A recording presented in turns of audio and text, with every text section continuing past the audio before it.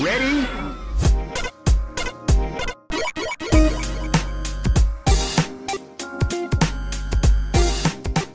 Hello and welcome to Rhythm and Pixels, a video game music podcast. This is episode 36-5, and we're your hosts. My name is Rob Nichols. And I'm Pernell. Every week we listen to great video game music from all consoles and all generations. And guess what? I just had a what? Chicken butt. We're going to listen to more Mario music this week. I had a quick thought, though, before moving to the episode. Something to put in our thought drop process here. So we've had a lot of episodes of this show, and there's going to be many more coming after this. Right, chicken butt. Yeah, more chicken butt. Episode title's chicken butt. So when the intro track came on, I started thinking, maybe you should remix this, have like a sort of season quote-unquote 2 intro. Oh, like after 8 years, we have a season 2? Yeah, just a different variation of the track. This is technically season 36. That is true. Every 10 episodes, we just roll it over, but that's all right. Anyway, we want to talk more about Mario. We want to listen to more Mario-adjacent style music. And the actual reason for the original topic suggestion is actually on the episode today. That's right. Chris Pratt, the voice of Mario from the new Mario movie. No! Can we not get him? We don't want him. We don't want him. We don't want him. I mean, we got someone better. We should have talked about this before we did this. We have a good friend here. I believe he's returning to the show. Might have been a long time. This is Mustin, fantastic musician and friend. And composer. And now radio personality, right? Radio personality. Mustin, thank you for coming on the show. Hey, thanks. It's good to be back. It's been a long time. It has been, but any excuse to get you back on the show is a good excuse to me. Tell us, what's new with you? We can get into some of your new projects, but tell us about yourself. Tell us about what you do, and let our listeners know the chicken. My name's the chicken butt. My name is Mustin. I have been producing video game music arrangements for over 20 years. I recently did a original video game soundtrack for the company Fangamer. The game's called Mayonnaise Hole. It's a VR game. A lot of fun. They picked me because I work in a lot of different styles of music, and there are a wide variety of genres inside the game, so that's a lot of fun. I co-founded the second longest running video game band in the world, the One-Ups. The longest running is the Mini Bosses. They're still rocking and rolling to the point where they are replacing themselves with their own children. It's pretty awesome to watch them. Is that true? That's true. They their kids will get in and play the instrument. They come in and basically are replacing them. It's awesome. Amazing. It's awesome to watch. Dad, I want to go to soccer. Incredible. No, you're playing guitar. The even minier mini bosses. Yeah, you're playing Mega Man. The mini Wily bosses. Boss too. Yeah. No soccer for you tonight, son. It's Castlevania licks all night. I don't want to play Castlevania. And then I've done all kinds of other producing and stuff. I've done original hip hop music, R&B, rap, do singer-songwriter production. I do all kinds of stuff. I do engineering for people. I do mastering. I'm just an audio guy hanging out in the community, and it's a lot of fun to still be a part of the crew, even at this age, having just gone to VGM Con in Minneapolis. That's right. And seeing all my friends who are in our older ages. I got this great picture on my desktop on my computer of Stemage from Metroid Metal, and Darmok, and House the Great, and Ailshawn, and Kubosh from Arm Cannon and Lonely Rolling Stars. All these kids were the hot stuff before YouTube was even born. So it's pretty cool to go and hang out with my friends and then meet new people that are in the scene and have no idea who I am. And that's cool. First and foremost, I have a hard time believing that people in the scene, even if they're new, if they're engaged in the scene, they at least know who One-Ups are. Which reminds me, this came up on SML recently. I did not know this, but I wondered if you could confirm this for me. Was MagFest 1 the One-Up's first performance? Yep. I did not know that. It was the first one. Did not know that. Mag 1. Wow, that was... Because Joe mentioned it. I was like, what? He's like, yeah, their first performance. Like, shoot. But September 28, 2002. That was the very first show. It was a Saturday night. It was a band called Everyone. Who knows what happened to them? And then the One Ups played as the One Up Mushrooms. That was the original name. And then after that, the Mini Bosses borrowed all of our gear and shredded through that. And that was the first show. MagFest 1 had about 250 people total. 250 people total. Yeah, now there's 250 million. Yeah. So freaky, it's pretty awesome. Yeah. So that's really why cool we were... we hadn't been back. We hadn't played MagFest in a very, very long time. And they had us back for this last one because it was their 20-year, our 20-year. It was pretty special. Nice. And of course, you rocked their socks off with that 20. So more power That's to you. how we do. Absolutely.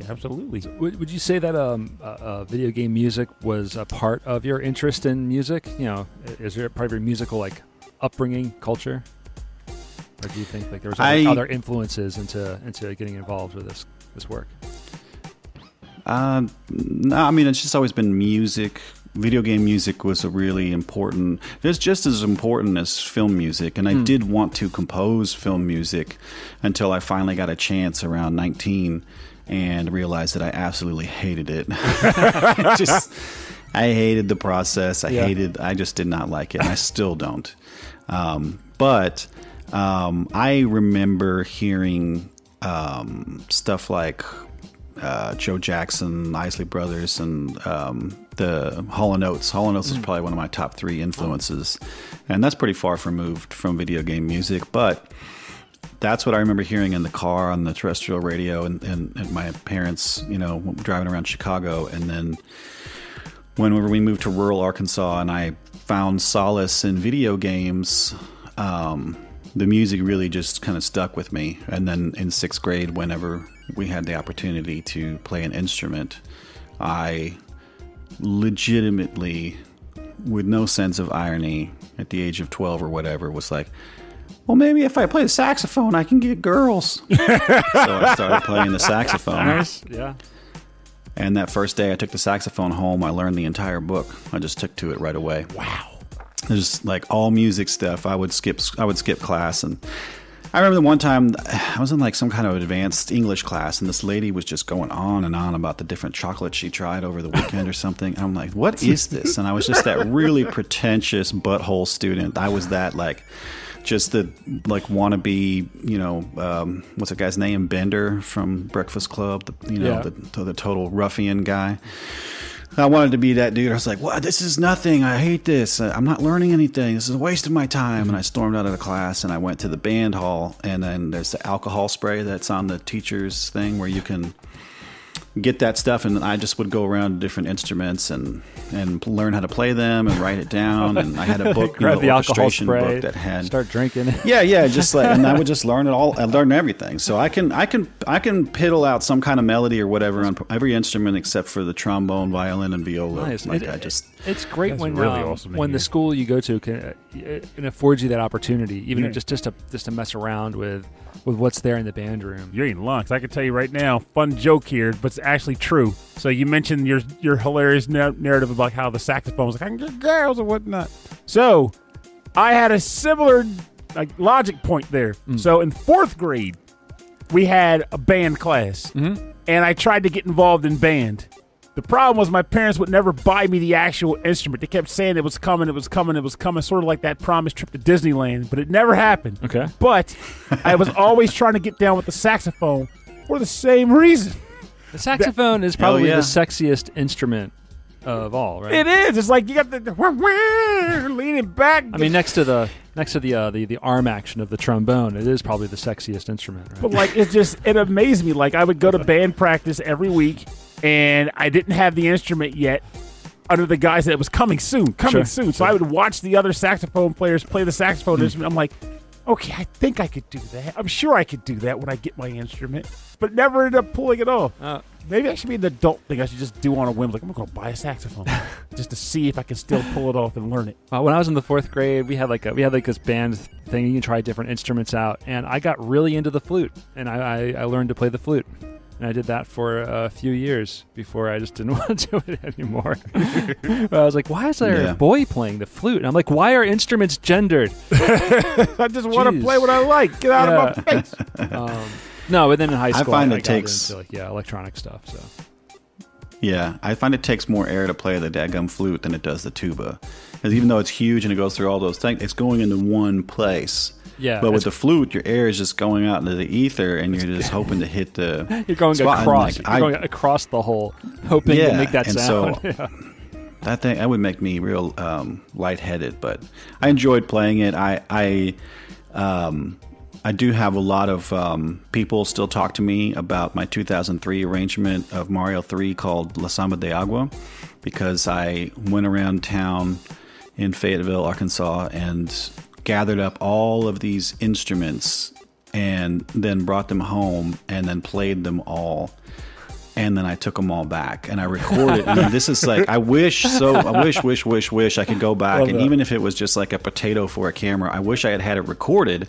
Yeah. Because I had like a djembe, shakers, a cajon, like all these percussion instruments. And then I had the bass guitar, a bass clarinet, a flute, a saxophone, a trumpet, and a melodica. And like, I'm playing all of these. And this is like pre-YouTube, pre-Insane in the Rain. Like, I mean, I was out there doing this thing, early on, like trying to like bring in this different flavors of music into the VGM community. Because a lot of it back then was like electronic and rock. Yeah. And it still there's dominates definitely there other today, stuff, but... Well, keep in mind. Yeah, but there was... So I was trying to do some other things. Well, keep in mind, I mean, all you got to do is, hey, family... 2-week vacation planned for Fayetteville. No reason whatsoever. Just going to go down there and have a good time. By the way, hold this camera. Everyone hang on this camera. Everyone take turns filming your poppy play the saxophone and the djembe and the tambourine. Who wants a tambourine? So that's the problem now. There's no novel in it. It's completely gone. Yeah. Because I mentioned Insane in the Rain because Carlos, just like this kid Carlos, I can't say his last name. It's a forbidden word, but Carlos Insane in the Rain Music. He's with this kid that just like he was playing piano and sax, and then he started picking up the drums, and then he's got a bass clarinet. Now he has a soprano, an alto, a trumpet, a flute, a clarinet. Like he's just like learn all this, and then you can go on his channel and he's like playing all of these instruments extremely well, which I never did any one instrument well. Like seriously, like without any sort of humility. Like I just am not a good musician, player.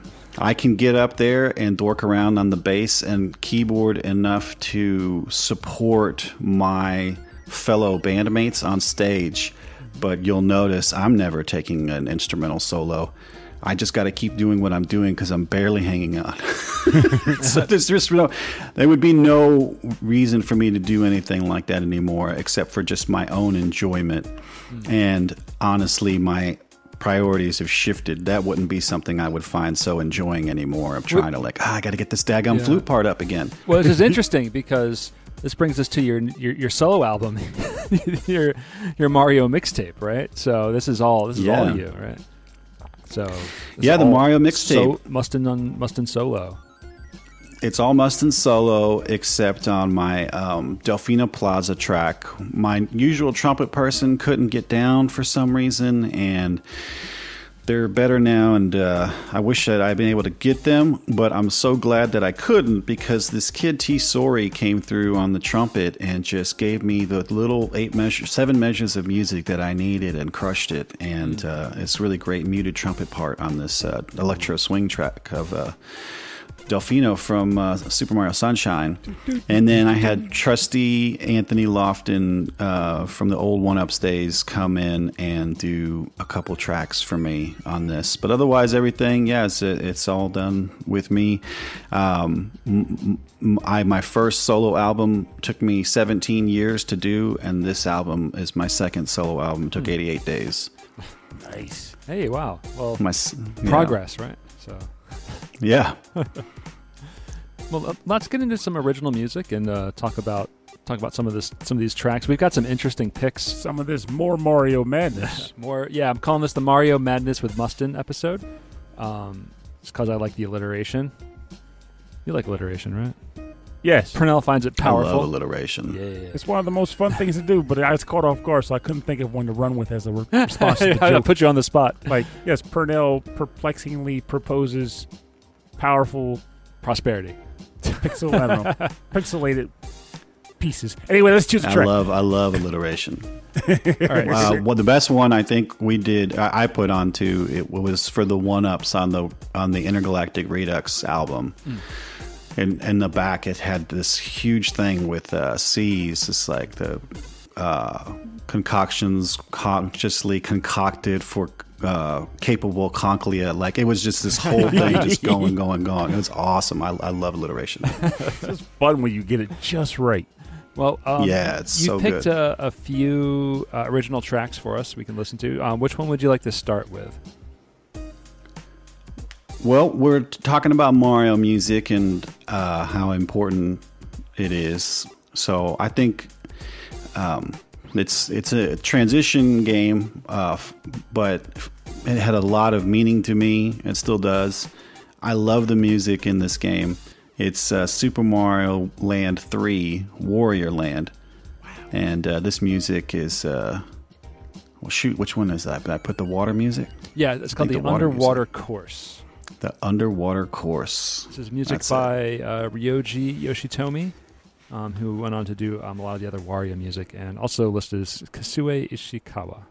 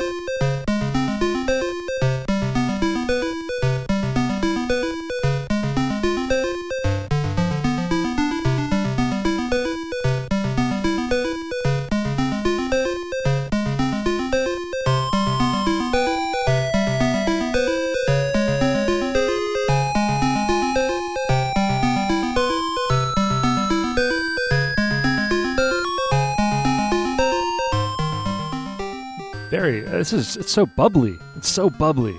Well, I mean, yeah. And you think of it's oxidized water. You gotta breathe under there. Underwater Course from Super Mario Land 3, Wario Land for the Game Boy. Ryoji Yoshitomi and Kasue Ishikawa. I mean, of course, underwater music is going to be a little bubbly, but this is extra bubbly. This is some Sprite level bubbles. Yes, carbonation. I just got to say, I'm genuinely glad and pleased to see that you chose a track, your first track no less, from Wario Land, Super Mario Land 3. You can come and get it on Game Boy, greedy. Because yes. So this is Wario as a villain, not the main. No, character. he's the quote unquote. He's the protagonist. He's a protagonist. But in a Mario game, so Wario, it's just M upside down, right? With the W. Yeah, he was basically meant to be Nega Mario, but as the geniuses in R&DR or whatever, somebody decided Wario deserves to be his own man. He doesn't need to be in Mario's shadow. And then Wario Land was totally in Mario's shadow in name alone. They were like, okay, we don't know if people like Wario enough to just have a game named Wario Land, so we have to give it the Super Mario Land 3 subtitle. But as you can tell by the fact that Mustin chose it and he can talk about his track, it clearly was good enough. It was fantastic. So tell us about why you chose this track, Mustin. I have pretty much 3 Game Boy games, Tetris, Link's Awakening, and this one. And it really does feel like a Mario game, and it was a lot of fun to have such a big sprite character beating up things on the screen. Yeah, especially that low resolution screen having big sprites on it. It's always very novel.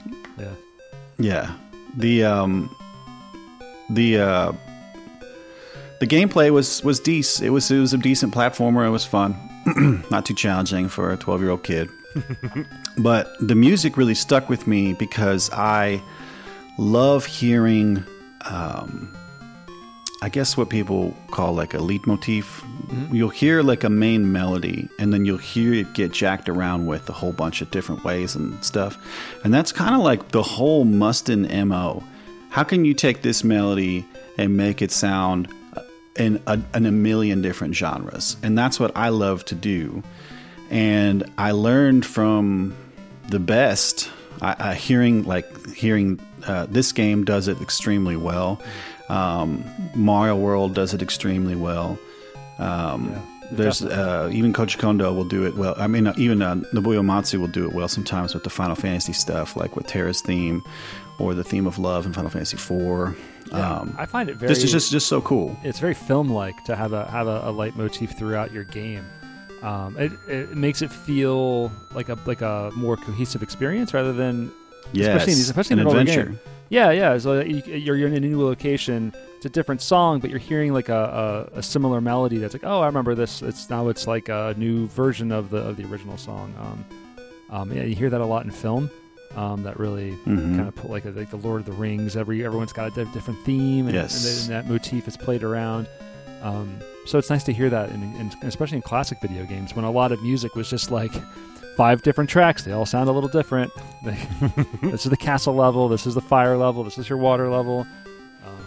This is your money level. This is my money level. Yeah, that's Wario, right? Wario was all about cash money. That's right. Yeah. Money, cash, hats, and hats. But like that's what's up. The thing about Wario Land that I like particularly, this is before we get into other games, which surprisingly we are going to, is the fact that Wario Land, they definitely put, one thing is that they put Wario's personality on full display as a complete contrast to Mario. Like when Mario gets a power up, he, aside from the raccoon tail really and the hammer, I guess, he primarily just stomped guys or like lobbed things at them. He always had to throw things. He never really got in close contact. Wario just says, shoulder check, just knocks you over. Like, I got time for this. I got money to make here. You don't dig, man.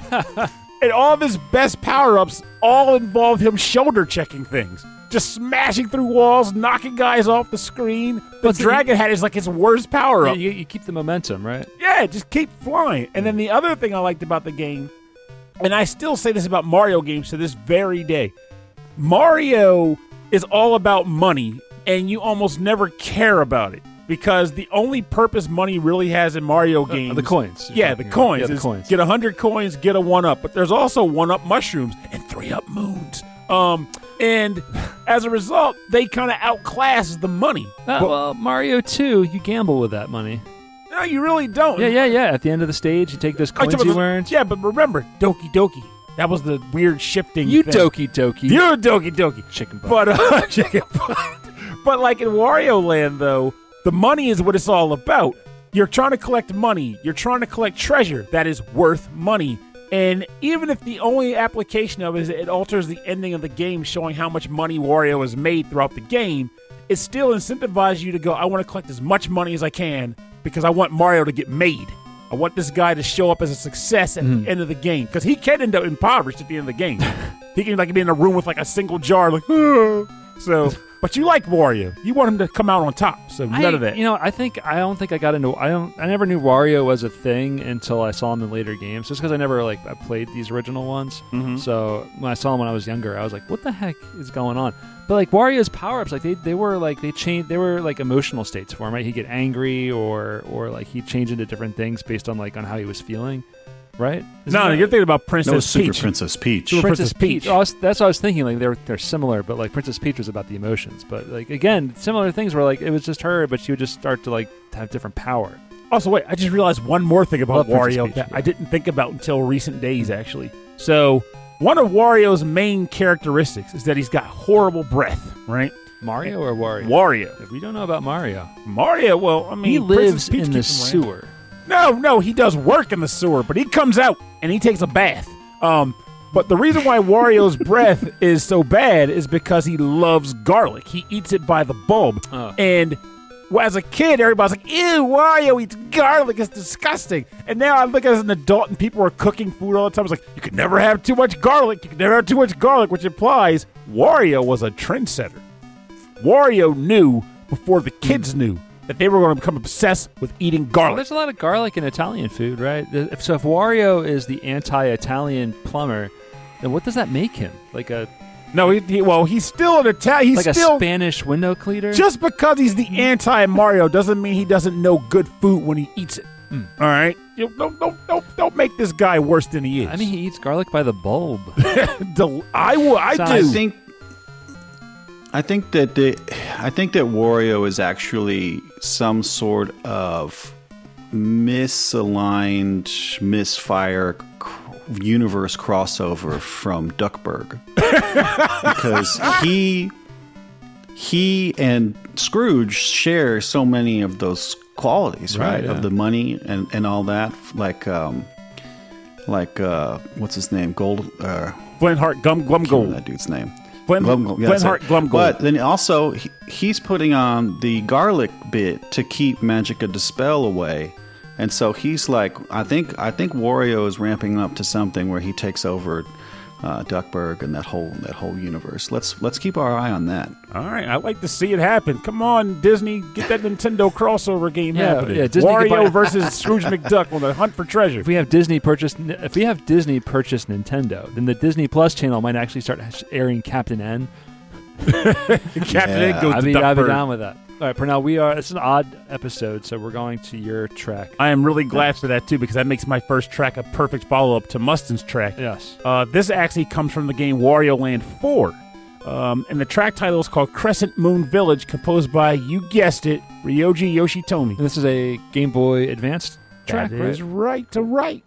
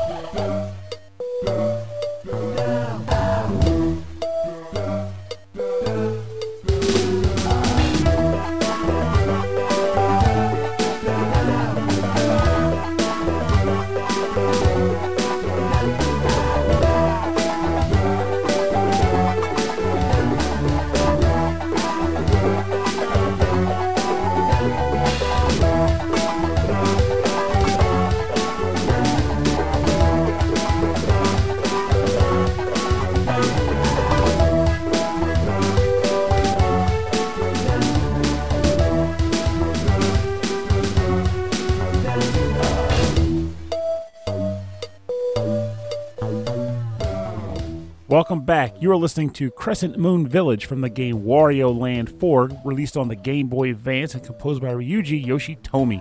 So, this track is fantastic. It does that thing. I want to say this is doing what Mustin was describing on the last track, as it were. Like, it starts in one way and it kind of alterates itself to add little bits to it and change the sound styling, but keeping the same general melody throughout, and then it eventually reverts back to the original version of it. It's nice that the second kind of verse of this has got all those funny voices that you can kind of hear in the background, and I think maybe that's because the Game Boy Advance crunched up the sound a little bit too much. But, and I'm but I think that's kind of fun. I'm one of those people that I like that audio crunch. I've seen people try to remaster the tracks and remove the crunch. It's not as good. You mean the constant static throughout the song? Yes. You love that. It's the actual original product. This is your this is my vinyl record. I love it. That's right. I want that. Have you heard it on the original Game Boy Advance? Hear all that popping.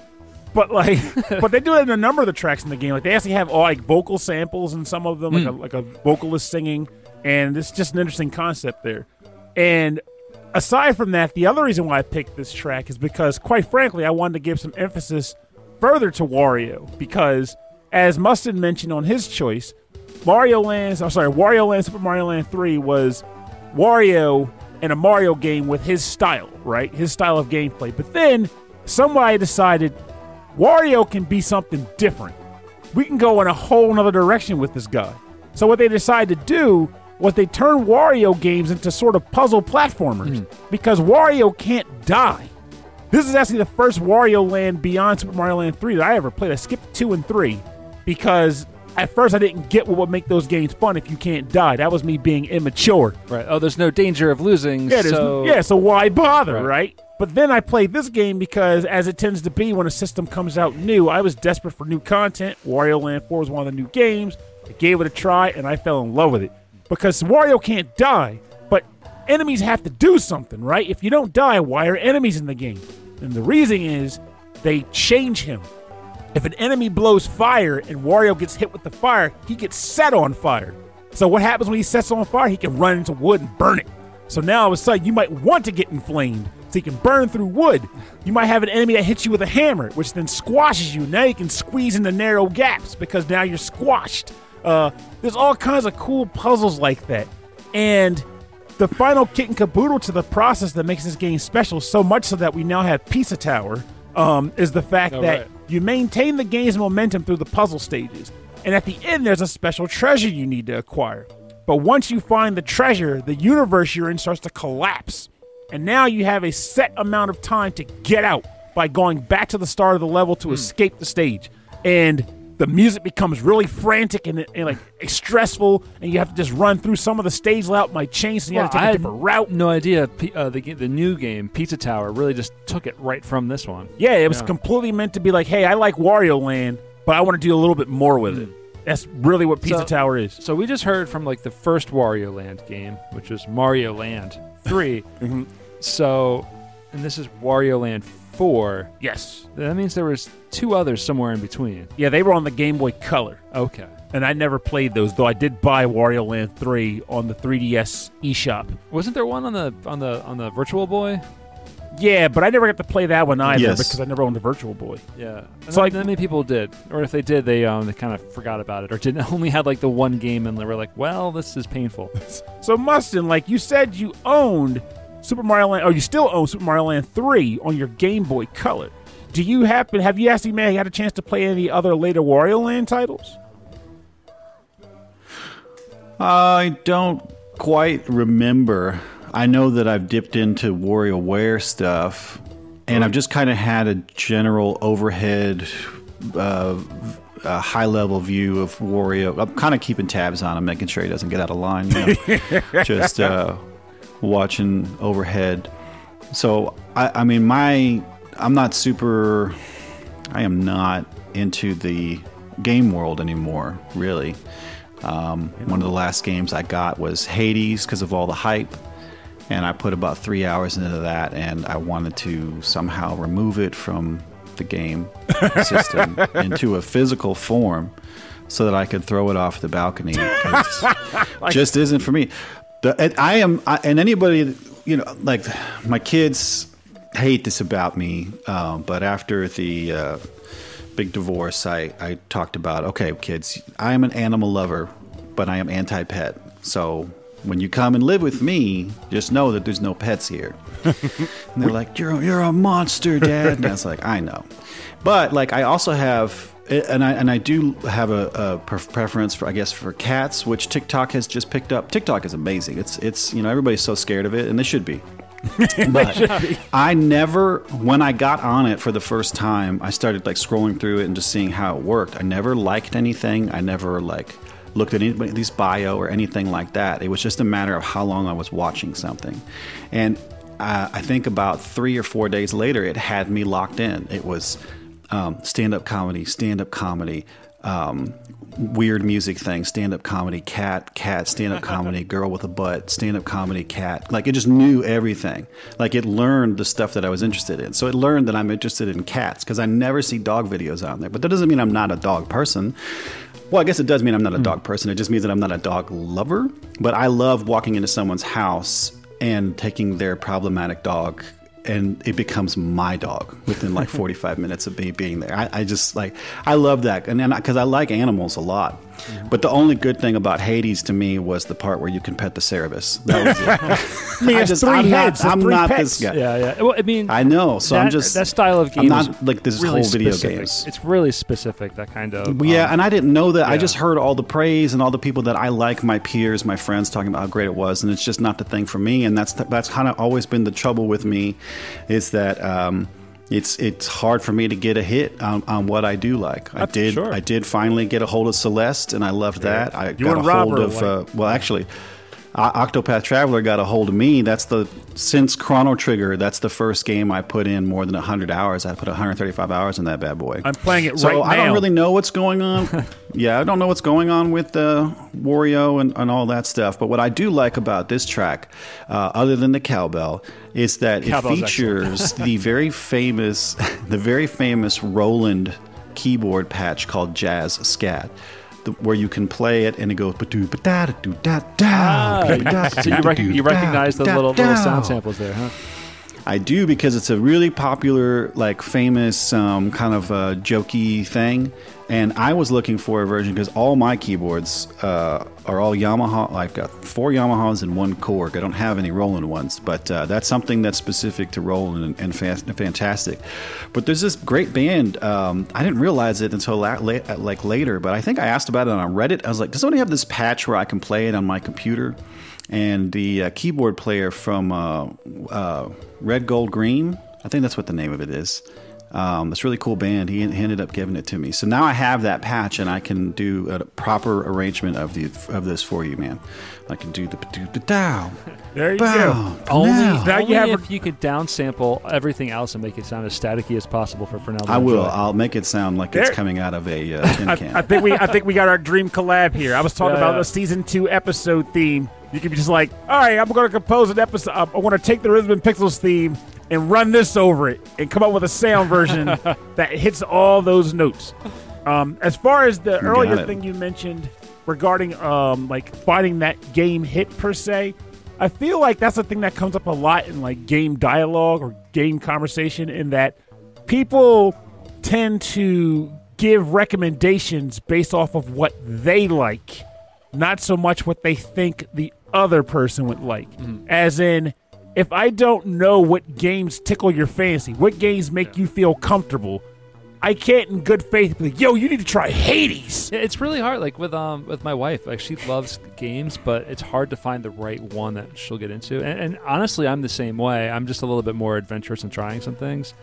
The last game that really caught me was Tunic. And so if you like Zelda-type games and if you like kind of interesting exploration, Tunic was an absolute joy for like about 30 to 40 hours. It was so beautiful. And it was just perfect. Is it I mean, with a name like Tunic, is it definitely like, we love Zelda, here's our Zelda love game? Yes, it is very much. It is Zelda, but in a completely different language. So imagine like you're playing like a Japanese import game when you're in your teenager and you're slowly figuring out how it works. That's how you play this game. But it's intentional. It's not just because you imported the game. It's all intentional, and it's just beautiful soundtrack, beautiful graphics. It's very fun to just pick up and get into.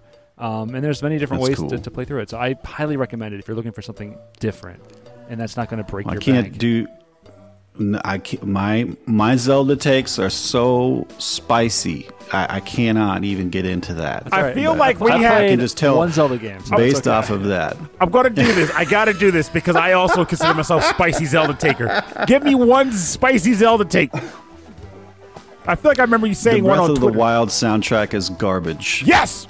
See that? The game is terrible. Ooh. And any console Zelda game after Super Nintendo is utter tosh. Ouch! Those are spicy. And I will say we asked for one, and he gave us the whole book. The funny thing is, he did mention that Breath of the Wild soundtrack went on Twitter at one point, and I was like, we're not far removed there because I own Breath of the Wild and barely got into it for two reasons. One, I miss dungeons. I want my dungeon exploration and my dungeon items back. And the other reason is because I felt that the music was barely present or non-existent. Like, it comes in every once, it's like, because I found a freaking Korok seed or something. But otherwise, just like wind blowing. These big open world games, it's not going to be delineated into these different sections and set pieces that are going to have specific music, right? So that's why, like, Grand Theft Auto, like, you have a radio. You're listening to the radio because, like, you're not going to have set music for certain times. So my question is, why does the horse have a radio? Why did you put the radio on the horse? I don't know, man. Like, this Zelda? goes back to what you were saying about establishing our kids going to want to play something called Wario, or do we have to call it Super Mario Land 3 Wario Land? Bam! I really believe that if they had, like, I understand and can respect the idea that you want to do something different and not be pigeonholed to your stuff, because that happens to me all the time. Everybody thinks all I do is smooth jazz. Sure.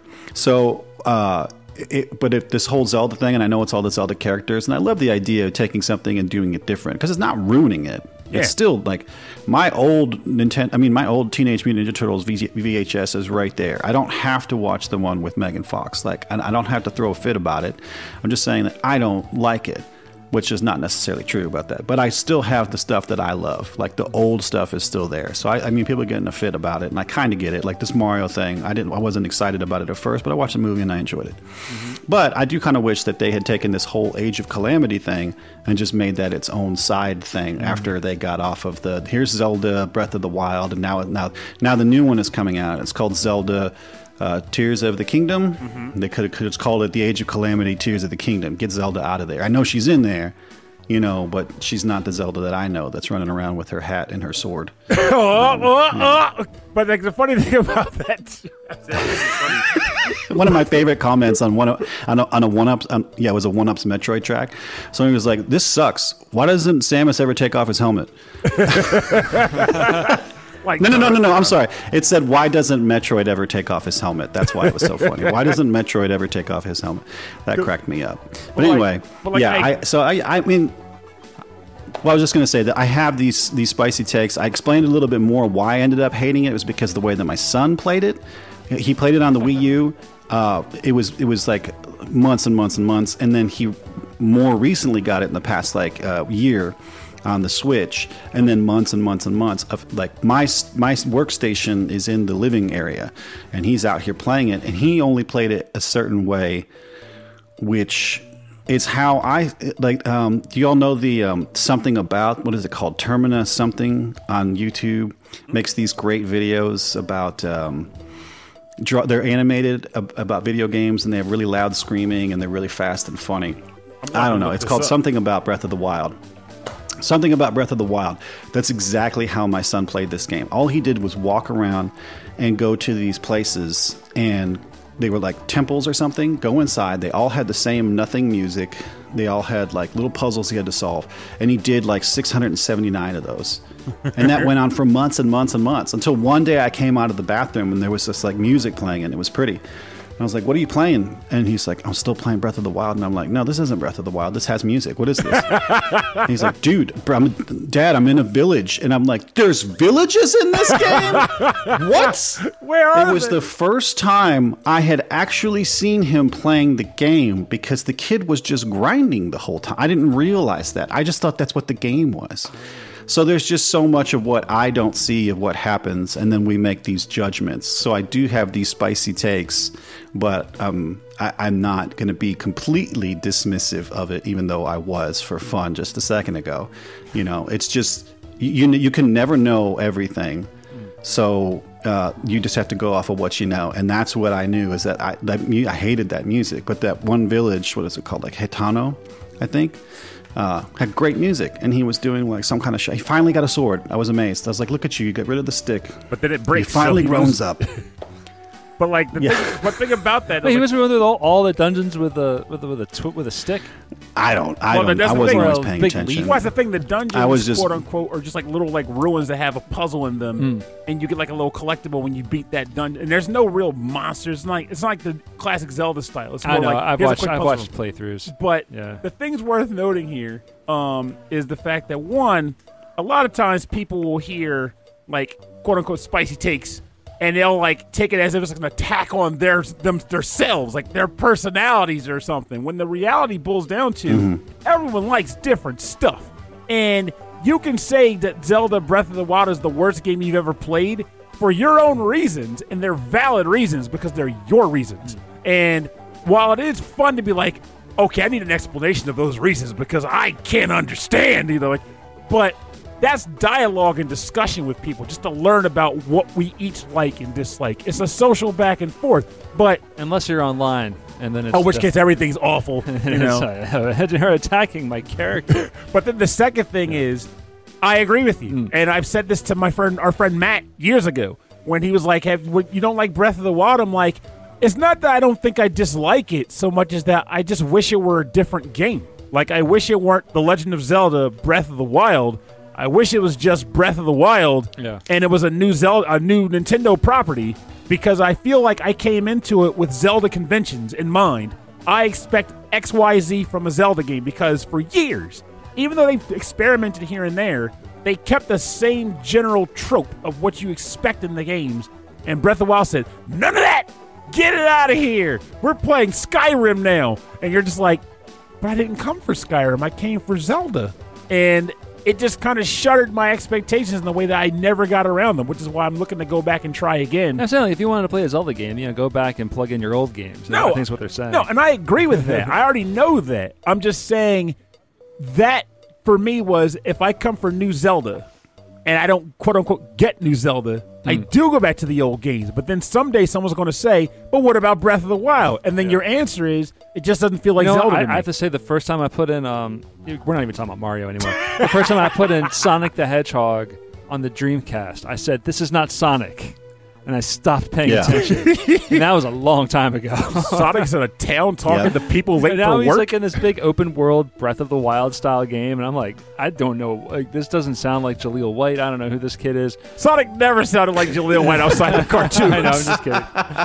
All right, let's. We've been talking about Zelda for about 15 minutes. Let's bring it back around here.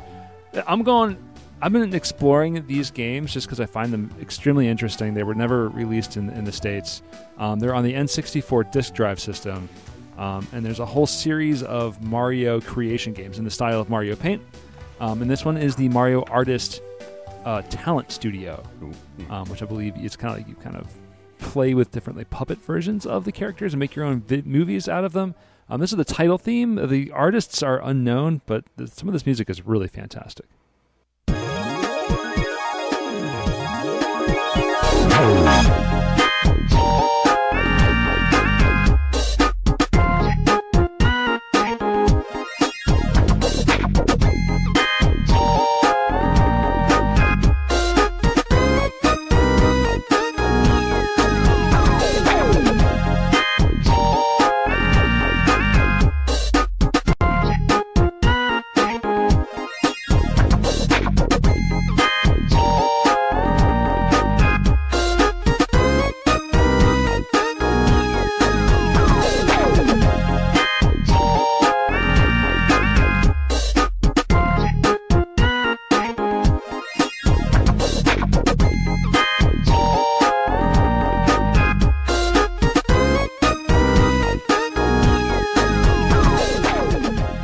My only problem with this track is that, it sounds like the intro to a really awesome song. It just doesn't quite get to the verse. There's some hip hop. What year is this?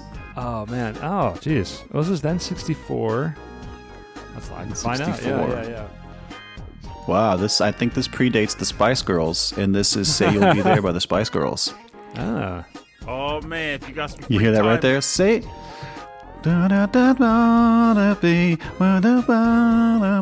Like that's the jam, bro. Wow. Write that down. That could be a fun little thing to snap in there if you have time. This is February of 2000. Spice Girls. Ooh, Spice Girls were 98. I think. 98. So maybe they on that Say You'll Be There.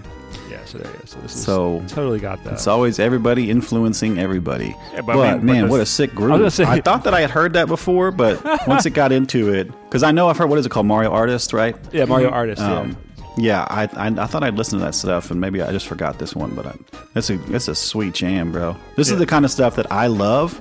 And then I hear people talk about how much they do like this kind of music, but every time I do my very, very hard-hitting official polls on Twitter, they're like R&B, grown folks music, smooth jazz, that stuff doesn't show up on the top. It's always the people wanting to listen to orchestral or rock or the lo-fi stuff. I'll tell you something. What I think it comes down to sometimes, and this is a personal example as well, is the fact that sometimes you just don't know how to express it. Like when someone says, "Hey, what is your favorite stuff?" They'll say, "Oh, orchestral." You know what orchestral is. Clearly what it is. So you'll say orchestral. Or rock is clearly rock. Metal is clearly metal. But for something like this, I could see an R&B distinction, but some people might not know outright this is an R&B sound. They might just know this sounds good. So when it's time to classify it, they don't have the words. Well, especially with something like this, you know that they're being influenced by something else. And then like this chord right here, that kind of bluesy, like that blues note kind of right at the end there with a little pitch bend. I'm like, that's getting down. Like, that is getting down. But remember earlier episodes of this show, we've had these kinds of conversations. Like, it'll be like when you and Ed Wilson from VGM will be talking, and I'm sitting over here with my lack of musical knowledge, and they'll be like, "Oh, the arpeggios that happened here and the kickle-cubickles that happened over there." It's true. Like when you talk about what you like about music, you tend to reference some of the genres and bands that already exist. You talk about wine, you compare it and talk about it to the different grapes and the other wines you've already had. But that's the thing. But why do you do that? Because that's how else are you going to describe the feeling and the texture? Exactly. So when you have a poll that says, "Here are 5 genres of music. Tell me what you want."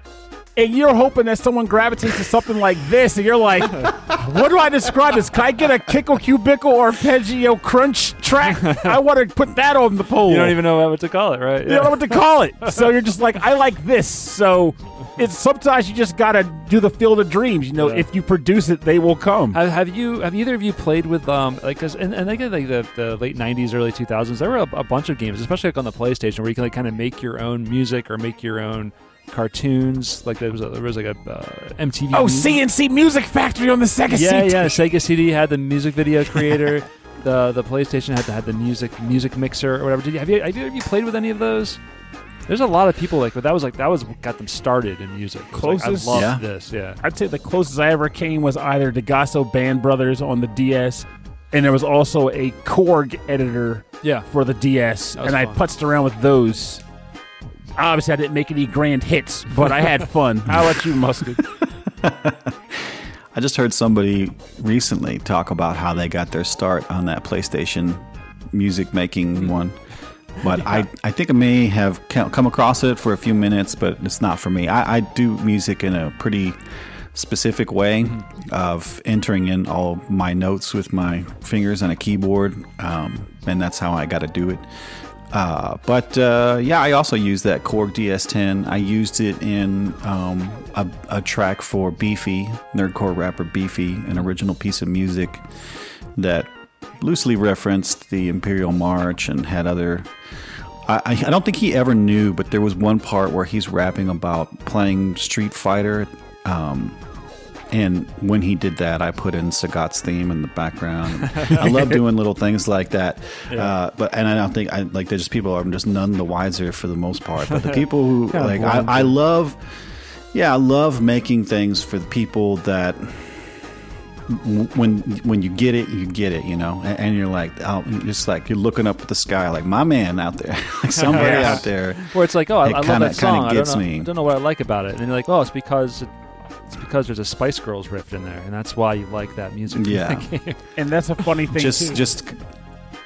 There's just so many things that I've laid in like little Easter eggs and breadcrumbs for people, especially in my latest album here, the Mario Mixtape. Some are a little bit more overt. I made the best way to enjoy the album is bit.ly/Mario Mixtape YT. That takes you to a YouTube channel or YouTube video that has the whole album just in a video, and it's a visualizer, and it's got Mario's head turning in the middle and showing you how long the track is, and the videos in the background. But there's all these like Easter eggs of things that I put into the music. And if you're listening to it, you got it up on your second monitor while you're working on your spreadsheets over here on the first monitor, and you hear something, what was that? And you look over and you see Doogie Howser for some reason. You're like, oh, wow, okay, hold on, wait a minute, let me back it up, and then you can like start to really understand some of my crazy, because like at the end of my Mario 3 track, I put this gargantuan huge chord for some reason, and if you're watching all of it, then it starts to make sense. Like the whole thing is all low like resolution and video games, and it sounds like a Game Boy Advance, right? Or it looks like it sounds like a Game Boy Advance. But then like when it gets to this thing, it like switches to a high def video of a wormhole in space. It just like there's all these little things to help visually inform what I was doing in the music that makes it a lot of fun to have pulled up. So it's the best way to enjoy it. And like in one of the Smash tracks, like everything just drops out and you hear that home run bat. Like the video is playing and it's doing this thing it's been doing for a long time, but then it just drops out and there's a picture of Ness with the bat that goes it just goes right back to it, because if you're not like watching it, you're gonna miss it. Well, but if you're watching it, you get to get in on the joke with me. What you should do, like when this episode is over, fire over a link to that to our chat group, and we can add it to the show notes for the episode when they come to look at it. Right on. That would be awesome. Yeah, definitely. All this stuff is going to be linked on the show notes on the website, because I want everyone to hear your voice, they hear your tastes, and I want them to hear, what's that coming Nesbet. what's coming out of your brain. What is happening in that brain? All right, so we have a second track from back to you, Sir Mustin. What track for Mario? Like to hear next? Yeah. I have a bit of Mario. For Mario, I think I'm gonna go. The Wario one was really important to me from like growing up as a kid and stuff, and I really wanted to do Koopa's theme from Mario 64. Because that has been very informative. It was what I was listening to, and the result. It played a part in my first bad automobile accident, where I was driving and jamming out real hardcore to Koopa's theme, and I was coming down a thing, and there was no turn lane, so the person in front of me was waiting to turn, and then I was going down, and my actual like Super Mario 64 CD, like this is back in the day, like we didn't know, Yeah. So I had the 1996 Super Mario, this must have been 97, I had that CD on my leather seat of my Buick, and it just slid off, and I bent down to pick it up, and then I went to come pick it, and then I came back, dip, and I had like parked my car. I parked my Buick in the back of someone's Honda Accord. Ooh, so wow. that like every time I hear that, I think of the wreck, but I also think about how much I just love that tune. But I think my absolute favorite piece of Mario music is this the Subcastle music from Super Mario World. All right, here we go. Super Mario. Wait, so we're gonna listen to the Subcastle music from Super Mario World for the SNES.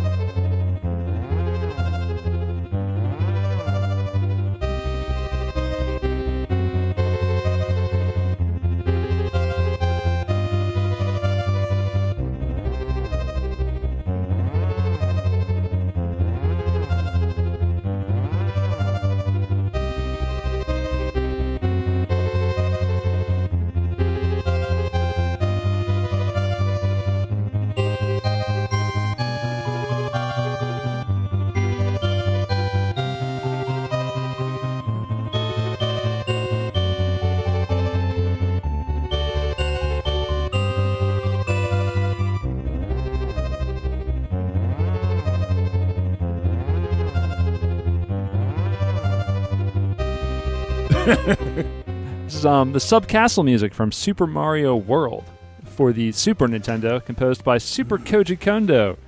Woohoo! I don't know why that got it for some reason.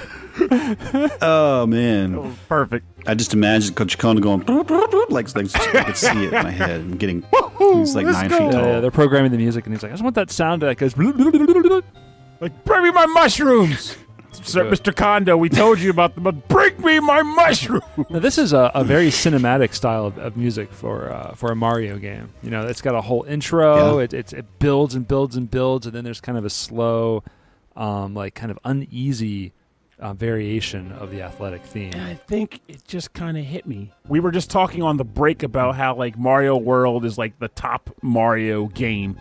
For me, it's usually between 3 and World, but I think World always ends up edging it out in the end. But it hit me, like why I've never gotten that same hit from future Mario games, with the exception of maybe Mario 64.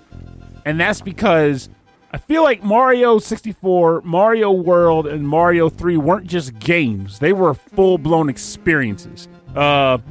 With Mario 3, you had the wizard, you had all the hype leading up to it, you had this being like the biggest Mario game ever. And at the time, it really was. Like, it was such an expansion on the Mario game concept.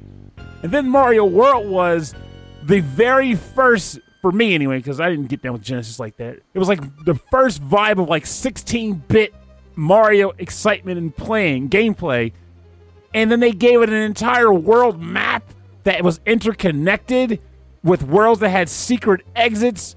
It became like this weird phenomenon where the kids were at school discuss like, yo, did you find that secret exit on such and such? Like, really? There's a donut playing secret? You know? But then 64 was a similar vibe. Like, this is the very first 3D full-blown platformer. Don't say Crash Bandicoot because you're a liar. It was such a big... They were trying something with Crash, but the actual 3D platforming, this Mario World, they're definitely they learned from some of the mistakes. They nailed it. Well, I mean, they were all there had never been a 3D platformer before, so they were just trying to figure out how to do it. But that's the thing about it, though. Like, I'm curious if you guys had a similar vibe of this. Well, like, I mean, it's because it's like the first of its kind, right? Like, this is the first Mario game on the Super Nintendo, so it's like, what can the new system do? Then you get to the N64, and like, this is the first Mario game. But it's not just that. On the N64, like, what can this new technology do for it? What am I wrong about? No, I'm not saying you're wrong. I'm just saying, so like, by that vibe, you could say that about Mario Galaxy or Mario Odyssey. Absolutely. But Odyssey is a completely different beast on its own. Yeah, but it's just, they didn't have that same grip that those three had. And actually, we should ask Mustin, because this is clearly his track, and I'm being a goober about this.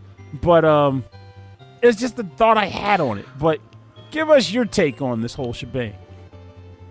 I know the answer, Pernell. Oh. You got older. My back! My poor back! Dun, dun, dun. The true villain of the piece. It's time. It's time. The truth is time. It's just, I remember we went to the computer lab up at the university. We were in sophomores in high school. We went to the computer lab because they had access to high-speed internet there. And boy, we're talking high-speed internet, okay, in 1995 or 4. 512. And printing out these early images from games journalism. I don't even know if it was game journalism or just people passing stuff around on message boards and stuff. But printing out these full pictures of this terrible Mario, the Ultra 64 Mario, the new Mario game images and stuff, and printing them out and like putting them in the clear sleeves of the binder and stuff, you know. And then you fast forward, and now Mario Odyssey comes out. Ain't nobody got time for that. I'm knee deep in diapers over here, and I got to figure out how I'm going to get this electric bill paid because they changed it at the beginning of the month with the daggum surcharge for summer. You know, the sun hit a certain spot in our rotation. You know, now we have to start charging you more. That's you know what I'm saying? There's like there's a level of wonderment that is just taken stolen from you. Yes. That just kind of goes away. Because, like, I looked at Mario Odyssey. I saw he's riding a T-Rex. Oh, man, I don't know what's going on. I got to get back to my stuff. I got to go over here. And my socks need to be army rolled. I got to get this done. So, like, that's, I think, is a big part of it. Because ultimately, if I sit down and play Mario Odyssey, I'm sure I would really enjoy it. I mean, maybe you have, and maybe other people have, and maybe they just didn't have the same spark, and I think maybe that might be part of it. I don't know. Everybody has a different journey. But the reason I chose this is because I very specifically remember being just completely blown away from Mario World, and I really, really wanted to play Mario World. And I got my Super Nintendo, and then I was going to go to a friend's house that night and play it, and he had a friend over, and his friend came over with the Sega Genesis. And so you've got the two different friends that don't really know each other very well. You know, got that dynamic going, but you're at the one house where the kid, like, you know, and so it's just like, all your little hormones are going. And I'm like, well, can we play Mario World? And like, dude, Mario World's like years old, man. We got this game here. It's called Streets of Rage 2. And I was like, whoa, this is pretty cool, actually. So we're playing Streets of Rage 2. And I'm like, heck yeah, dude, that had a huge influence on me now. Yes. You know, that's part of my life, sitting out playing with my kids, playing Streets of Rage 4 with my kids, putting on the old soundtrack, like using Skate from Streets of Rage 2 in Super Rage 4. Love that. But I wanted to play Mario World, and then they were like, no, we got this other game we rented. And so they rented this game called Final Fantasy or something. I don't know. It was just a bunch of reading. It was so stupid. Yeah, the first time I saw it, I felt the same. I was like, wow, these little characters, they're like, I was like, dude, we had these huge sprites over here, like beating the crap out of stuff. And it was like this driving, pulsing dance music, and now we're over here, and it's all like orchestras, and these people are going these little two-finger animation, just bullcrap. They finally passed out. And I wanted to play Mario World, but the game was still on, so I started playing that Final Fantasy game. And then the next thing you know, fast forward 6 hours, and they wake up, and I'm like, dude, you gotta check this out. Cecil's a paladin. We have so many spells. This game is awesome. So I got hooked on two like really important games in one night, and I never did get to play that Mario World. But when I did spend a lot of time playing it, and I adore it. And this piece of music in particular is so amazing because it has that intro, and a lot of Mario music has an intro where it's there's like a little measure of music that happens at you don't hear that again. You just hear it at the beginning. But then on this one, you have that completely different tempo. All that happens. Yeah, and when all that happens, but once it gets to the and when it gets to that part, you never go back to the first part, which is really cool. It's purely like intro. This one special time. Yeah. And like you were pointing out, Rob, it is like a weird, awesome, woven version of the theme that's happening throughout the entire game. You know, the athletic theme, which is really, really cool that you can fit that in there. And there's so many like distinct parts and things are happening. It's very cinematic, like you said. I just absolutely love it. It has all those kinds of things that speak to my taste. And this is why I have arranged this tune so many times. Like, I absolutely love it. And for a castle theme too. Whenever I was, it's like you feel like castle stuff is happening. It's so cool. Like, I would also and then you were talking about that cell. Those sounds, right? You were talking about the sound effects. Yeah, like when you first show up and you have to enter, you have to jump off of Yoshi, the castle doors open up and they have a sound effect for it, and then they close and they have a sound effect for that. And that's part of that only so one-time intro listen. Like, it's all a part of the vibe. Part of the song. It's part of the song. And I dig that, and for this Mario mixtape, I made 12 tracks, but there is a 13th track that I made that is a bonus track that's just for the CD and people who buy it on Bandcamp and get the digital version with the CD. So track 13 is The Forest of Illusion from Mario World. Ooh, I love that which track. I've always loved. Like you were talking about going to school and like, hey, did you find the exit? Because there were so many special exit levels and stuff in that particular map. Yeah, that level required you to find the secret exits. Yeah, you had to find it. Like, so it was just, and then you got to hear that music. It was so frustrating because every time you finished the level and just saw the map loop back to the start, like, what did I do wrong? But what I did when I did my version of that, it's like a cool, chill, hip hop, like it's just a real groove track. But there's one part where the gate, right? So you're talking about climbing on that gate, and when you punch the gate, it makes that sound. What does that sound? It goes like it's like Yeah. So in my track, you're listening along, and it hits that, and then that sound effect's happening, goes, and then it switches, and then it turns into 8-bit. Like, so it's doing the Forest of Illusion, and it goes into doing it like an 8-bit, and then it uses that door sound. What was that door sound? It uses that door sound to get back out of the 8-bit and back to the hip hop. Because like I just love all those all that stuff that you're talking about, of like those intros and the sounds, and I would just found a way to interweave it into my experience of playing the game when I was young, and put it into this music, and hoping that other people would enjoy it the way that I did. That's freaking baller. I like that so much. I'm about to give that a try then, because again, like, it does what I like the sounds doing in the game. You're using that in the same manner in your song to say, I'm transitioning between these sounds, but this sound indicates I'm making that transition. Yeah. And I think when it's done appropriately and successfully like this, it can change the whole feeling of the game. And as a kid, where you're discovering these things and everything is full of wonder, like you said, it adds that extra emotion to it that sticks with you. Yes. As you get older. So, Pernell, why don't you stick us with something else? This track is not a track that gives me wonder, because this came in a fair bit later in my life, but nonetheless, I still love this track. But, quick synopsis here, I went to go look up this track and realized there's another version of it, that's an official version of it, that I'd never heard before. So, the track is originally from Super Mario Sunshine. It was the boss battle theme for that game. But this is actually done in Mario and Sonic at the Olympic Games London 2012. And which I think is the greatest title of a video game ever. Mario and Sonic at the London 2012 Olympic Games. The game. And there's a lot of composers on this OST, but I believe this was likely done by Jin Sonoe. So let's just go with this. This is the versus boss battle theme from Mario and Sonic at the Olympic Games 2012 London, some weird order. The logo's weird. Anyway, there you go.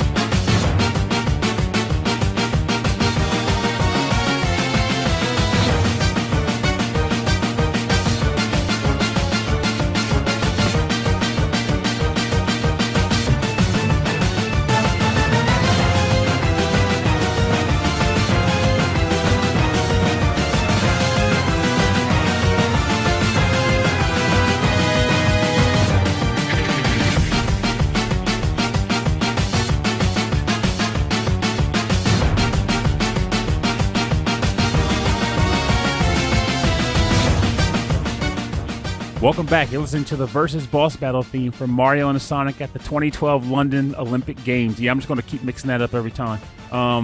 Originally, I want to say it was on probably the Nintendo Wii, and it was composed by possibly Jin Sonoe. I've never played the Olympic Games because I wasn't really interested in them, but the original game that this is from, Super Mario Sunshine, I did love. And it's funny that I'm about to say this because I literally just had a dialogue with you guys about there wasn't much wonder in future Mario games. And yet, this was one where I remember playing the demo of Super Mario Sunshine for that one level, the beginning, the first stage, over and over and over again, specifically because one of the demo sections you could do was specifically to battle PD Piranha to get experience for how the boss fights work in the game. And this is the boss music that plays, and I love the music so much that I would just keep doing that fight and not actually beat PD Piranha. Just keep running around, spraying water everywhere, and dashing around just to listen to the music play. Because this, Rob made a comment on the break, this is a Pernell track. It is 100% true. I like the frantic pace of it. I like the chaos that comes out of the sound, which is appropriate because you're in this boss battle where there's like a freaking giant flower barfing paint everywhere and glop, and you're trying to clean it up, even though the whole point of the battle is just to defeat him. But I'm like, gotta clean the floor. And fun fact, this is a track that I now use during exercise sessions. This is one of my running tracks. Are you the only one? I mean, like at the gym on your headphones, or is this like at your other gym where like you play it on the speakers and everyone has to listen to it? I could do it in either place. At the gym, at the speakers, it's usually Falcom, but I have used this when I need to get my tempo up. That's funny. But also if I'm doing like a 5K trainer or something, like if I'm running down this hill, it's one of my routes is like a hill that you kind of go down, and it's like this track will play slow. If you're going down here, you can run a little faster than normal. This music is going to give me, like, this music gets my heart rate up just sitting down. Like, this is heart attack music. Yeah. And you know that's what I get down with, so Evil clown going to eat me music. No, giant plant going to barf on you. This is something else. But the Olympic Games, like their first crossover event, Mario and Sonic, you're bridging the gap between Sega and Nintendo in London at the Olympic Games, of course. I don't know what they were thinking. I love stuff like that. But I worked. love games like that, track and field, and all those like those old like Epic's Olympic games where it's like one game with like 50 little mini games that barely worked. I have a lot of nostalgia for that stuff. I don't know why. I just love it. Did like in your group growing up, like Mustin, did any of you guys do anything related to like track and field type games, or like to mash the button really fast but better than the other player games, stuff like that? Yeah. I can do the button fast pressing faster than anybody that I know. I need the masher.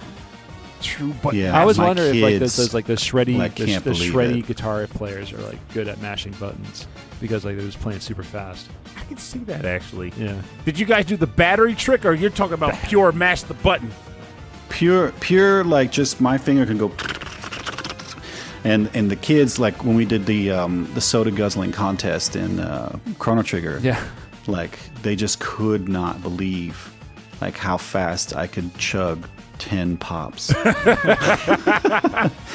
Just any game like that. Yeah. The thing I remember the most is like I never been able to like buy and get the actual instruction manual for Crashing the Boys Street Challenge, so I never really understood how to play it any time that I rented it, but we loved renting it because me and my siblings, because we love those Kunio-kun games and just beating the crap out of each other, man. River City Ransom, Super Dodgeball, Crashing, like. But I know that there was some stuff we had to push real fast because those are the only ones that I could win. Because we didn't really understand the instructions otherwise. Like the rules are pretty clear. Wasn't that you're supposed to use the power pad for, or it was you could use the power pad because instead of hitting with the buttons, you're hitting with your feet. I don't think you could with Crashing the Boys, because Crashing the Boys was like a sort of multi-event challenge featuring Kunio-kun characters. Okay, I thought it was the original. It was the original Mario and Sonic at the London Olympics. Pretty much. Crashing the Boys Street Challenge. We need a new Crashing the Boys at the London Olympics. Where are the next Summer Olympics being held? I don't even know. Actually, I was going to say Japan, but I think that already happened. Yeah, last one was Beijing. As you know, I think I might be right. I think it is Japan. I don't even know. Because I don't know if it happened in Japan yet, but I do remember there being a lot of like preparation for like anime-inspired like Olympic advertisements and such. You know, so funny, I might be right. What's funny is that there was in the '80s, the Winter Olympics were held at Lake Placid, up in New York, and I went to visit. I drove through Lake Placid to get to Lake Saranac on vacation one year, and it is the tiniest little town, and I can't like it's hard to imagine like this huge event happening in this tiny little town. Watch me have this like completely wrong, but all of the ski jumps and all that stuff was still there. It was very, very interesting, but yeah, not a lot going on in these tiny little towns. Oh my God! But God. Can you imagine like London? The London Olympics is probably huge. You got your phone out. Oh, I had to confirm this so I don't look like a goober when someone corrects me on the internet in an hour. What's that? So Tokyo was actually I'm not going to be done editing this in an hour. You know what I'm saying. In fact, I'm remembering now, Mustin, you were here. It was the longest episode we'd ever recorded. This is going to beat that. It was Tokyo. It was 2020's Olympics. 2024 is going to be, I want to say, it looks like it says Paris. It's going to be either Paris or Los Angeles. No, it's Paris. It's going to be Paris, and 2028 is Los Angeles. So there we go. But Tokyo happened years ago. Yeah. So there you go. I'm hoping for Newark, Delaware at some point. No, you're not. Yeah. No, you're not. No, you're not. No, you're not. I'm going to just loop that because no, you're not. So I'm sure you know the history of how Olympic events turn out for the cities that host them. Yeah. So no, you don't. All right, moving on to our next track here. I went back to the Game Boy. This is from Super Mario Land 2. Classic composer Kasumi Totaka. We're going to listen to the music called Star Maze.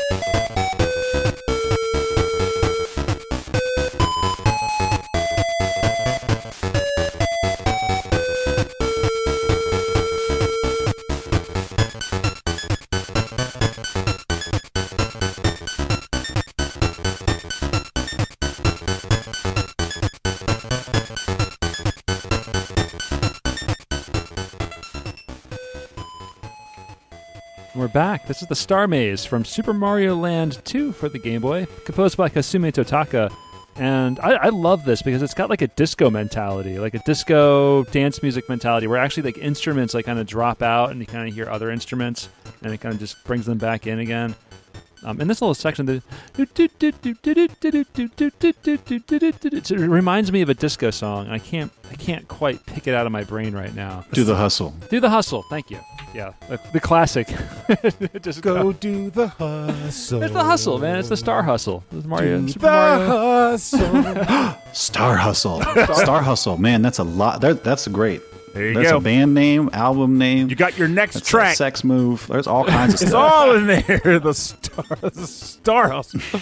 So I realized something when this track was playing, which is going to sound weird, possibly, but this was probably the only disappointing element to Mario Land 2 for me. Specifically the fact that I was so excited to get the Space Zone because, you know, Nintendo Power hype and whatnot. And it's the shortest zone in the entire game by far. So it's like, you got this great track, you got the anti-gravity astronaut Mario jumping going on, and it's like one level. One stage and a boss. I don't know what they were thinking there. It's like Kingdom Hearts. So Kingdom Hearts 2 came out, and I was so excited they were going to have a whole like world for Tron. Mm-hmm. And it was like 5 minutes, and you were done, out of there. Yeah, probably also one of the shortest worlds in the game. So sad. I was so sad. I'm like, this Tron's my thing. Tron is in a Kingdom Hearts game because it's Disney and it's going to be nope. Like no. Not even Jeff Bridges wasn't even around. Just put Jeff Bridges in the Kingdom Hearts game, man. Like it's okay. No, Like no dice. Just go back to Traverse Town. You'll be happier there. Like no, I'm not. I want some Tron Town. Actually, that's an interesting question to ask too for Mustin. We both kind of nailed that. What can you recall? Absolutely nailed it. Thank you. It's okay if you don't, but can you recall disappointing element in the game, specifically in a game that you were really anticipating? Yeah, with Mario 64, the controls and graphics and everything. I mean, it was just. It wasn't Jaguar level, you know. Oh man, Jaguar level. It was. It It wasn't Jaguar level disappointment, or some other huge games that Well, now I feel really bad for gamers, especially the really like hardcore ones with their PCs and all that stuff, and because these games are never done, and when they're putting them out and they're not like done well, and you paid $80, $60 for a game. That's something I loved about like Donkey Kong Country. You bought the cart, you got it. The game has very little bugs, if any, and it just turns on and works. There's no updates. Like I was late to this podcast because I had to tell, I don't want my computer to ever update. Just stop it. It's not for that. It's not that computer. I have a different computer to update. Don't update this one, but I cannot tell it to not do it. And I had to go through all that junk. Everything is so frustrating. So I got to just kind of like, since I was a kid, you got to learn to roll with it. Yeah, your carts work. The Super Nintendo is still sitting there just working like it's supposed to. But some of these games with the Switch, you go through it and then you wind up inside of a boulder. Where am I? Like, it's just, I don't know. But like with that's the last thing I think I remember was that Mario 64, because I don't know how much I've really been hyped up about a game since then. Well, Mario 64 was like was Ultima hype again. It was like the first 3D platformer, and once you started to see how he could move around in the game, like clearly the graphics were like, we could get better than this per se. But I'd say at the time my brain was like, wow, this is different from Mario. But the thing I was most happy about is that Mario could do a cartwheel, he could do a backflip, he could do a long jump, he could do a pole vault. Like, the mobility options you got were just insane for that time for a game. And a lot of the moves he could do had no actual purpose in the game. It was just, do you want to do it? You can, but you don't have to ever. And also, you didn't have to get a power-up to do a lot of these moves. You could just do them. Where in previous Mario games, like, he had running and jumping. And then, like, if you wanted to do anything else, you needed to catch a different power-up. Get the cartwheel mushroom. Cartwheel mushroom. Put the pole vault flower. Pole flower. But like, it's just, I look back on that now. It's like, graphically, you look back and it's like, wow, these things were like just like rectangles and squares. But at the time, it was just like, this rectangles and squares meant something. Oh, at the time, they meant something. Yeah, I told people know the story. I used to take the bus to Toys R Us after school every day. Oh yeah, just to play on this Nintendo 64 demo machine. And the kiosk, back then, they didn't have timers. They didn't have demo builds. It was literally the entire game. And if you could sit there, you could play through the entire game at the store. And I played a lot of that game at that store. I used to do that. That wasn't even that long ago. I guess it was when I was still working at my last job. I would drive over to what's the place? Best Buy during my lunch breaks just to play Guitar Hero, and they still had that hooked up. And I was just, all right, I'm going to figure out through the fire and the flames every day, bit by bit. Then I got there, and I'm like, well, that's my life. Like, how far did you get? I got to the fire. I beat the guitar game. That's it. All right, so we're going to turn this track all the way down. And we're going to get into the part of the show that we call the bonus round. Bonus hustle. Do the bonus hustle. Do the bonus hustle. Yeah, I'm not getting a lot of sleep. Bonus round is where we play covers and remixes and arrangements on our theme of the show. And, of course, we have our special guest. I almost said Lord and Master. Our special Lord and Master guest, Sir Mustin. Okay. My brain's like off in a weird direction. The Knights of Mustin. And we're here to talk about the Mario mixtape. A mixtape would be something that we would record different songs to on a cassette. On a cassette, usually, or in the rap world, it would be a series of beats. Wiki wild beats with maybe from other beats mixed together with just some to showcase that one artist's chef's abilities. But Mustin's work here is going to be all the different Mario songs showcasing Mustin's musical abilities. Am I describing this correctly? Sure. Yes. Yeah. Thank you and good night. You forgot the radishes and the beets, Rob. So anyway, we're going to start. I want to listen to a cut. I would love to listen to a cut from your new album, if you may. Okay. Yeah. Let's do it. Which track would you like to listen to? Which one would you like to say represents some of your finest work? I think I said the Game Over track. Super Mario World. Yeah, Game Over from Super Mario World. This is from Mustin's Mixtape. You want to say anything about it before we listen to it, or do you want us to just kind of go on a journey with you? Nah, we can just listen to it. Let's groove tonight. All right, let's share the spice of life.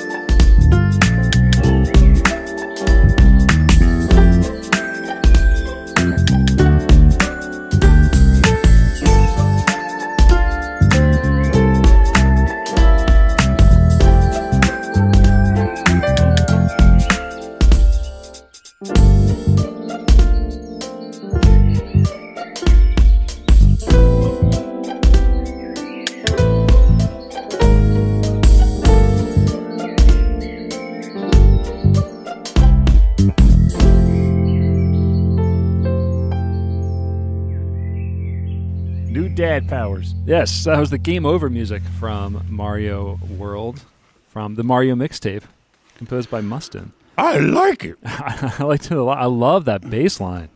That was a grooving bass line. And the birds added a nice little atmosphere to the track as well, which is really nice. I enjoyed that. Yeah, it's chilling. It was a very chill track, and to be perfectly honest, this definitely had me doing the head bob bit. I try to sit down and put myself just like, how do I want to feel when I listen to this track? And the track did all the work for me. I just kind of, I guess as you started with the track, just listen. I just kind of grooved into it, and you did a really good job with this, dude. No joke. So, thank you. It's what started the whole thing. What this track was, the beginning piece, or the beginning of your idea for the mixtape. Well, it wasn't my idea, so that's how it all started. It was December 26th of 2022, and I was making a ringtone for my daughter, my 12-year-old, for Christmas because the gift that she wanted, somebody in the family got it for her. And so I was waiting for her to come home on the 26th, and I was like, well, I can't go into the store or buy anything, so I'm just going to make her this cool ringtone because I know that she loves the Super Mario World Game Over music. I made a note of it like months ago. And so I was like, I'll make her a little ringtone of this, like 45 seconds or something. And so I came out here to sit at my station, and my son was sitting out here in the living room, his headphones on, watching TikTok or something. I said, I got to make some music for a bit, bud. And he's like, all right, because he knows the drill. Be quiet. And I had my headphones on, and I made a track. And then about 45 minutes later, I took them off, and I turned the speakers on. I said, hey, what do you think of this? It's for sister, for Christmas ringtone gift. And I played what was the first version of this, and he got so pissed. He was so mad at me. I was like, what is wrong? He's like, you telling me that you could just do that? Like, you just did that while you were sitting there? Wow. Like, yeah. And he got up and he's like, kind of the shoulders, like, if you can do that, like you did all that music and you could do it. Why don't you do it all the time? I don't understand. And I'm like, buddy, I don't know. Like, I mean, I'm under attack. Like, I don't know. He's like, God, you could be doing, like, you're always doing all this stuff for other people. You're always doing this stuff with your band. Like, you could just like, so he just like went off, and then he started pulling up like a bunch of my old stuff on his phone, like on, YouTube music and stuff. Mm-hmm. And he's like, listen to this. You shouldn't be making music like this. I'm like, buddy, that was 18 years ago. And he's like, this is garbage. Like, he's like garbage. He's just like, he's tearing me down. And so I he was can like, bring what you do you up. want me to do, man? And so like, yeah, so I had this version, but the original, the melody was all cats, like cats meowing. I had gone and found cats on YouTube. Yeah. Pulled them down. I was like, meow, meow, meow, meow. And because that was, for her, was what I gave her. He was like, you need to like be doing this all the time. And then remember, this is December 26th.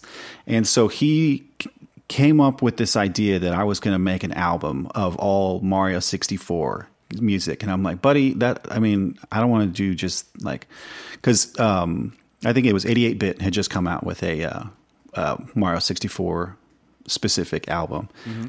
And he's like, well, what about Mario series? And I was like, okay. And so I started to see like the spark in him, and I kind of like rested my shoulders and I said, okay, I need to lift this kid up. And so my son, 17, I give him this, it's called licensable Nintendo music.pdf. I gave that to him, and he went through and he's like, all right, you're doing a Super Mario Brothers series album. It's going to have 14 tracks, and you're going to have it done by the end of February. And I laughed, and I laughed. Wait, he gave you that level of structure? He gave you the deadline. He gave you the track list and the deadline. There's no way in this world or the next I'm going to do that by the end of February. But I tell you what, buddy, do you know what is happening this year? He's like, no. I was like, I know, because you're stupid. So the Super Mario Brothers movie is going to come out in April. And I think if we worked hard, we could get it out the Tuesday before the movie comes out that week. And he's like, okay, well then take these tracks and then do them in these styles. Wow. And then we're going to do this stuff. We're going to do these like recordings of like interviews and stuff. And we're going to get you to do blah, blah. So he laid it all out. He just became the executive producer of the album.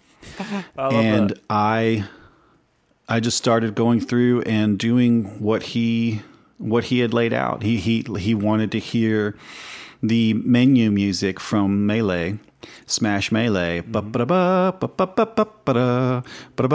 wanted to hear that in a jazz trap style, which I didn't even know what the heck that meant. So I had to go look it up. Wow, that's a genre mashup I don't think I've ever heard of before. Yeah. And so that's what I did. I went to go look it up, and I found a band that does it. They're actually called Jazz Trap. So you have one extremely proficient and skilled drummer on a pretty good sized kit, and then you have another drummer next to them that has a lot of auxiliary percussion plus trigger pads to do cool like cool electronic functions. Okay. So like doing like electronic snares and fills and stuff. And then you have that was just a bass, keyboardist, guitarist, and then some horns. And I didn't need a guitar player, so I just did it all there. And then I had Anthony from the One Ups. He did layered in with the fake horns, because I find that if you just layer in one instrument with fake instruments, then it makes them all sound that much more real. And it's this really awesome track, and straight up, it is jazz trap version of Super Smash Brothers Melee, and it's really cool, and I really, really, really like it. He told me to do like synthwave stuff. He's like, take the Mario 3 athletic music and then turn it into like synthwave, but like lo-fi. And I was like, I don't know what that means, because it's, one of the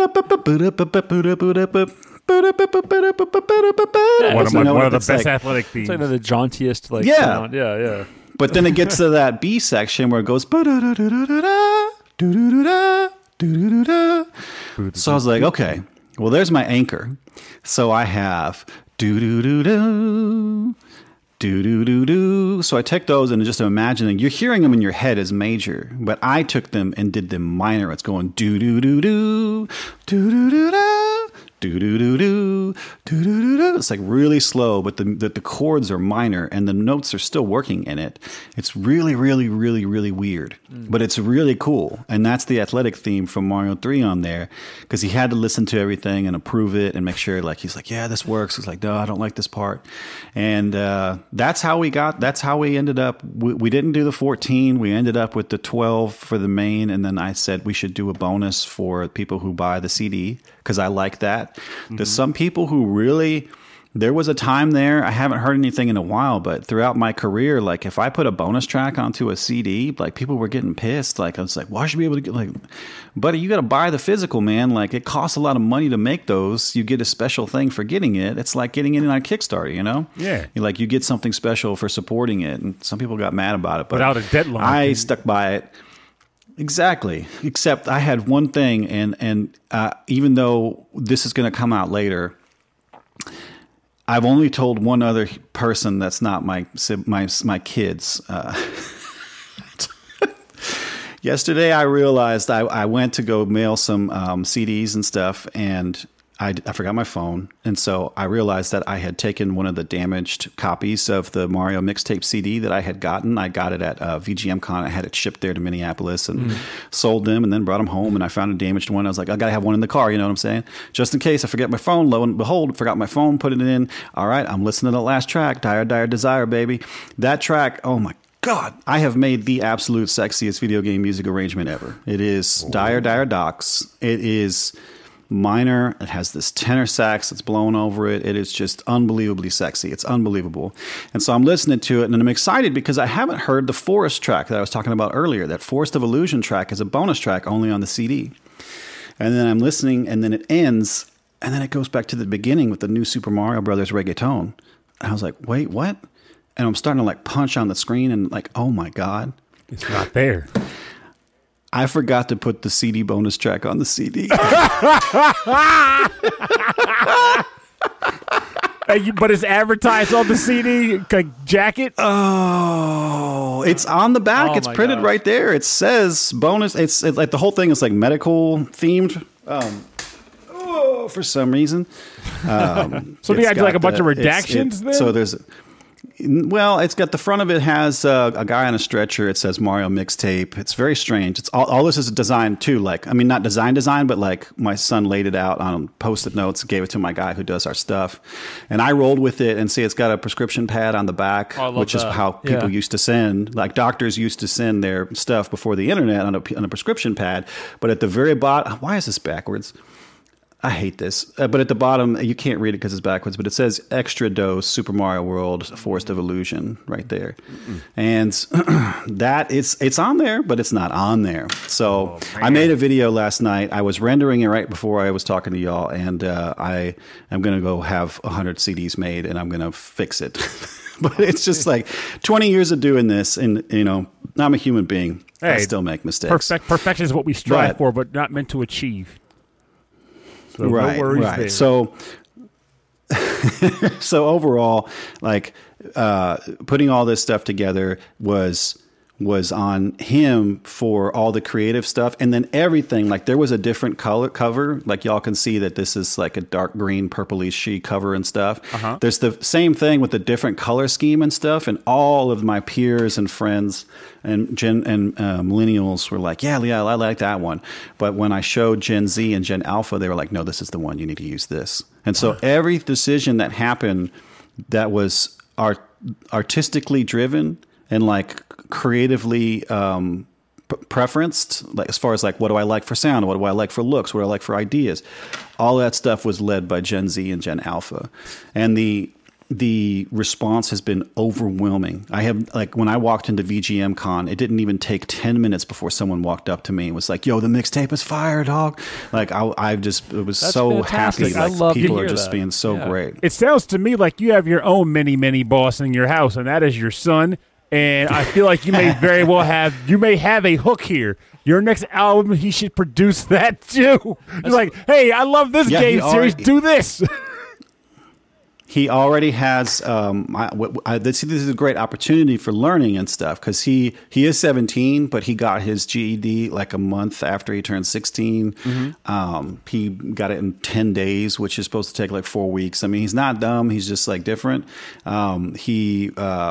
He's working at Target full time. He has another job working at a restaurant. He drives this very dangerous Yamaha R1 motorcycle. He's a really interesting cat, you know, and I really like all his wild ideas. He knows how to edit video, shoot video. He's my video guy lately. But then also the 12-year-old is getting in on it too. Like she made all of the memes that I have been using for this album, and then like having like just her input on the music and her friends too, which have been great. So it's like I have my own mini bosses to help. And but what I was saying is that he made a slide deck already for the year of everything that I'm allowed to do. So the next album is supposed to be a hip hop and rap album. And I already have 7 works in progress done for it. And I've already been talking to Mega Ran about it. Ooh. But I'm a little worried that I won't have the cheddar to really put together the project that I want to. Because as we're talking about this video game music stuff, we're all here in this room with those, headphones and earpods and all that. We all grew up loving this stuff, this video game music. And that's like what we use as a springboard as an artist. So when I grew up listening to Biggie and Snoop and Dr. Dre, I heard their music, but their music was their parent was listening in their parents' living rooms on the hi-fi. Like, Big Papa, that's the Isley Brothers. I mean, Snoop, Biggie's rapping on it, but that's the Isley Brothers between the sheets, the music, And Snoop Dogg comes from Atomic Dog, which is the Parliament Funkadelic, George Clinton, like Atomic Dog and Snoop Dogg, like they took the stuff of their youth and repurposed it in their own artistic way. And that's what I'm doing. And I really want to make the quintessential like hip hop rap album that is not nerdcore. It is not, I don't want to hear about like video games and saving the princess stuff on here. I want to make these beats that are like this one Zelda beat that I have is so great. It's the Sanctuary Dungeon from Zelda 3. And it is just like fire. It sounds like today. It sounds, and it just needs someone to talk about. Like right now I have an acapella from a different rapper who's talking about guns. It's great. You know what I mean? So that's where I want to get to, but I'm not sure I'm going to be able to get these tracks to stand on their own without having the nerdcore like banner. Exactly. But I'm going to tell you something. I don't want. You're onto something there, because I've had this kind of conversation with a lot of other people, just in general dialogue, where I always say, to me, I think the real hook, the thing that will get this out there to more people, is to keep the sound, but change the perspective of what you're talking about. Basically saying it used to be a running joke, but it's true. What can you play at a club that will make it so that people go, this sounds really good, but they also have no idea it's from a game? Whereas people that do know it's from a game are going to go, whoa, is that from such and such? Let's look it up. Let's confirm it, But the lyrics stand on their own. The audio stands on its own. But the fact that it's remixed from video games is like an Easter egg for people who actually like the games. Like this, like the classic hip-hop tracks you're talking about. People are listening to it, and they go, oh, I recognize this song. But, of course, like they're putting their own spin onto it and their own groove onto it, and they're looping sections that they like. Yes. And having that done in a way that's not just paying homage to the game itself it's very, very interesting to me. I think Mega Ran is a great selection for that, because he's really gone off and done a lot of music that has just pulled from game soundtracks, but he just talks about his life. And I really appreciate those tracks more than like some of his other ones where he's like rapping about Castlevania or rapping about, Mega Man himself. So that's fascinating. I like that a lot. I'm really looking forward to hearing like what's coming from that. That makes two of us. Those ideas. If it's okay with you, we're going to see. Yeah, can we listen to like another cut from Mustin's? Of course. And we'll make that our bonus round. Yeah. Okay. If it's okay with you, Mustin, do you mind if we listen to the next track that you sent over? Go for it. All right. This is from Mario Galaxy, Attack of the Airships.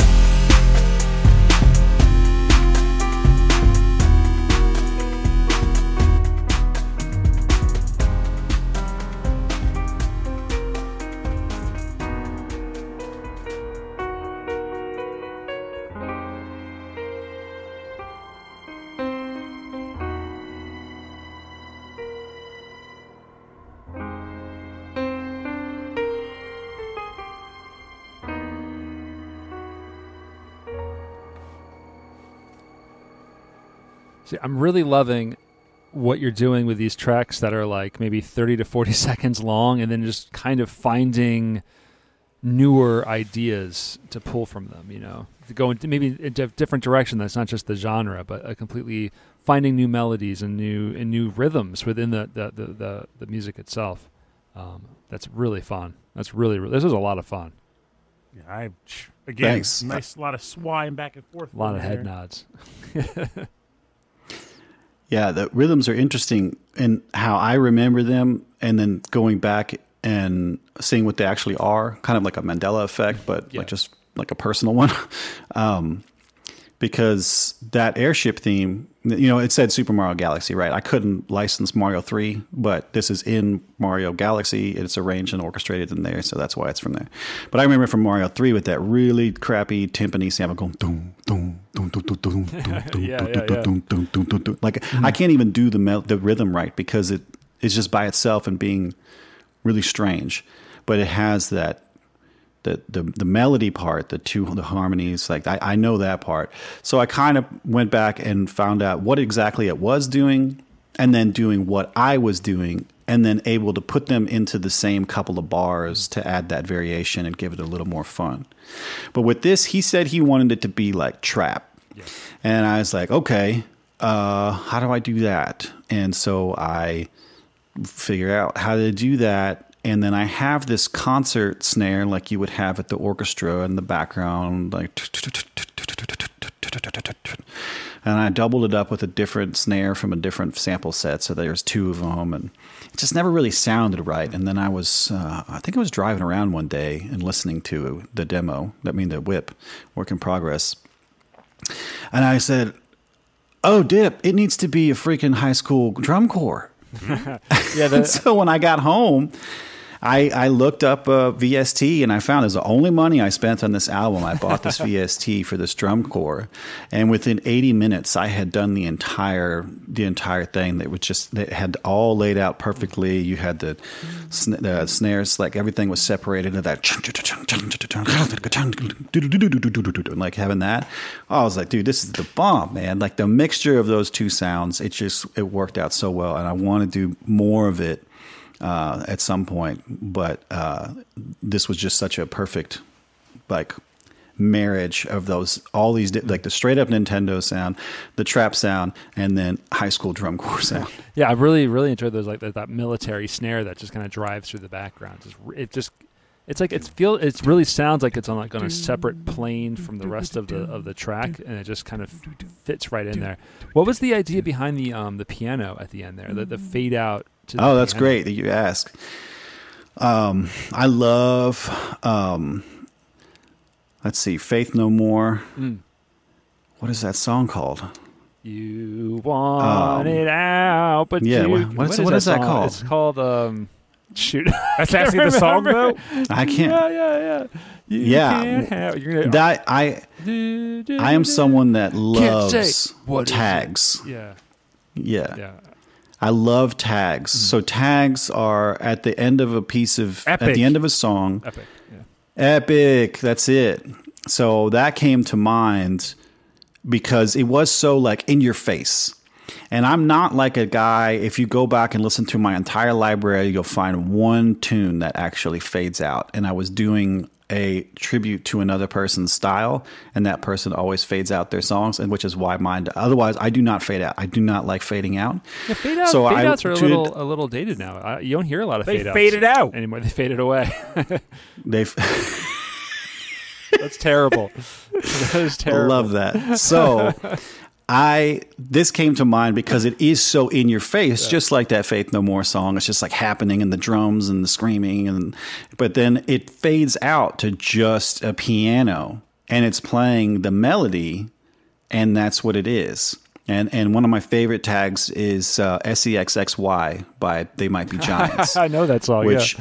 And that's why since that came out in like 96 or something, I always spell sexy with two X's, and it's never changed, and it never will. I will die doing that, and that's because of them. Here lies Mustin. But that song, very SXY. When I think of They Might Be Giants, for some reason I think of that song, and that's like the least They Might Be Giant song they've ever made, because it's about So I know, right? It's about doing it, and it's like a kids band that's like doing it. I know, and it's so good, then it just stops and ends, and when it ends, it switches to a small chamber string section that just plays this bizarre thing that has nothing to do with the rest. So I love tags, and so when I was listening to this, and I'm like, how am I going to end this? I was like, oh, dip. Like, this is just like in your face. It's a lot of fun. Let's fade out. Let's do the Faith No More. And it fades out to a piano. But I put in like the sound of this howling wind in the background to give you some unease. And then this string that's really haunting. And then I don't know if you caught it there, but it plays like boom, boom, boom. And then the piano goes boom, doom, doo, doo, doo, doo. Yes. Boom, yeah. boom, What's that sound? That's the whistle. Whistle. That's what it is. That's the whistle. Yeah. I like that. So with the howling wind to the whistle. Wow. Yeah. Faith No More. I could not, for the life of me, think like this is referencing something. I love that. But from trap music to that Faith No More, like fade out to the dramatic piano that explodes at the end of the music video. Yes. Yeah. Oh, that's so cool. I am all over the place. I love that. And that's why that's a lot of fun. And then I did the whistle again later in the Mario 3. That's how I end that track. Funnily to me, I found someone on TikTok. I cannot figure out if they were trolling, but they were talking about the whistle in Ocarina or and maybe it was even one of the later Zelda games, and they said, where does that originally come from? And they were talking about Mario 3. And I'm like, bro, are you seriously? Like, they're trying to say that the Zelda's whistle sound came from Mario 3. No. What? I love that it's in Mario 3, but it comes from Zelda 1. And so I liked putting the whistle in both of my Mario 3 tracks on this, as a protest of what I saw on TikTok. It's very convoluted how my brain works because I'm always getting back at nobody. But as long as you feel satisfaction, that's what matters. Yeah. But I'm always winning because I love to listen to the music that I've made. Yes. Yeah.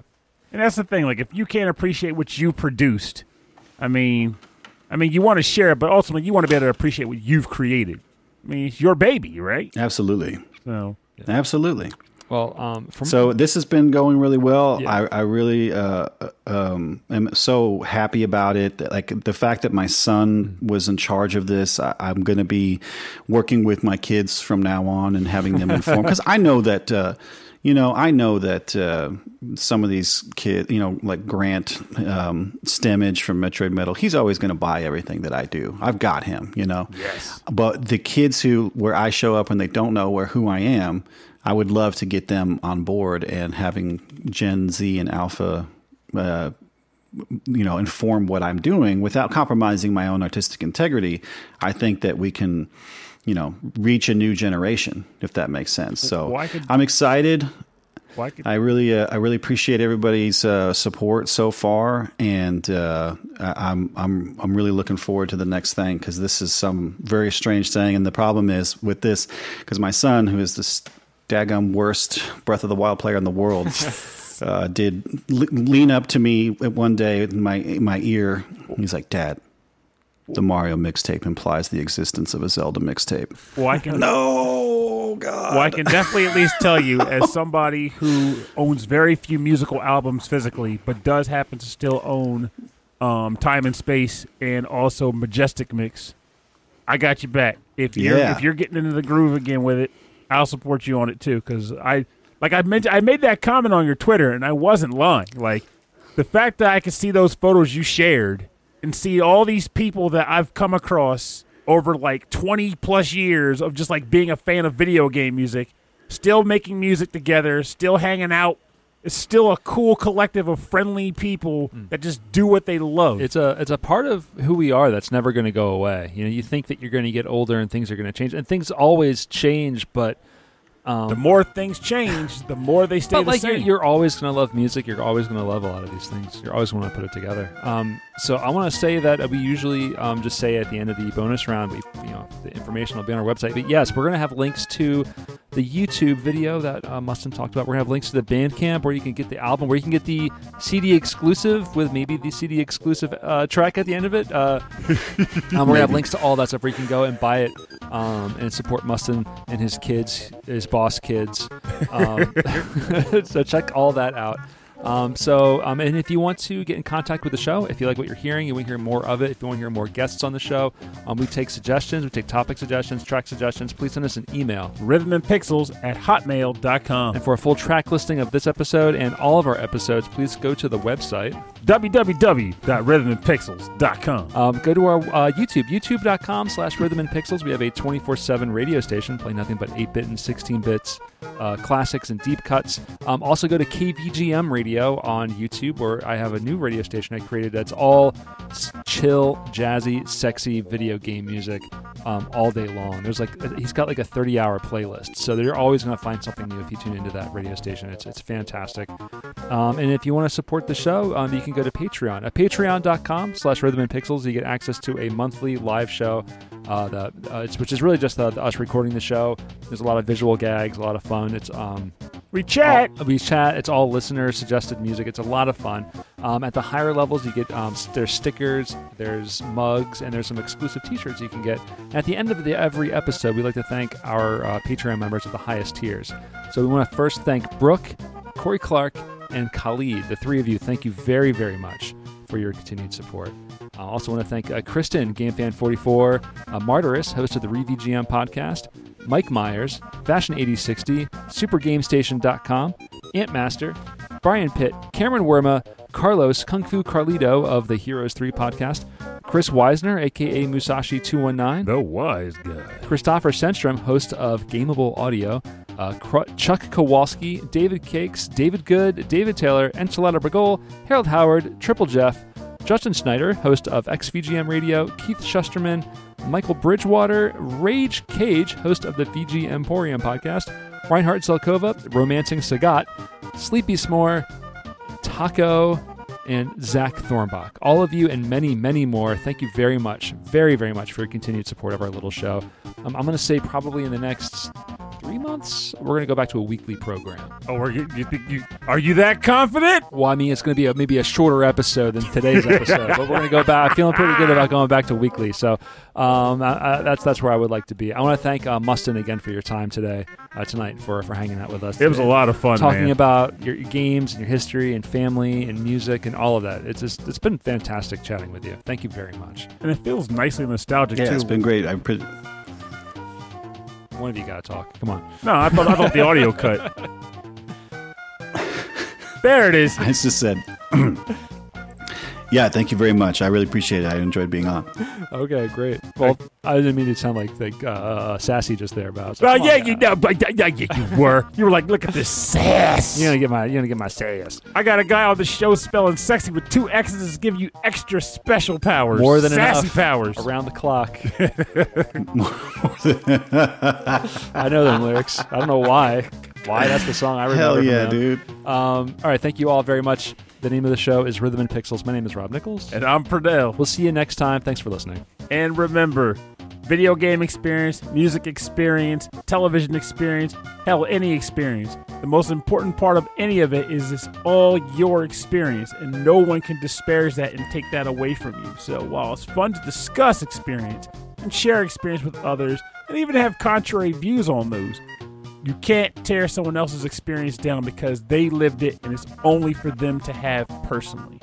But discussing it is fun, so chat away. But I agree, bro. Dang.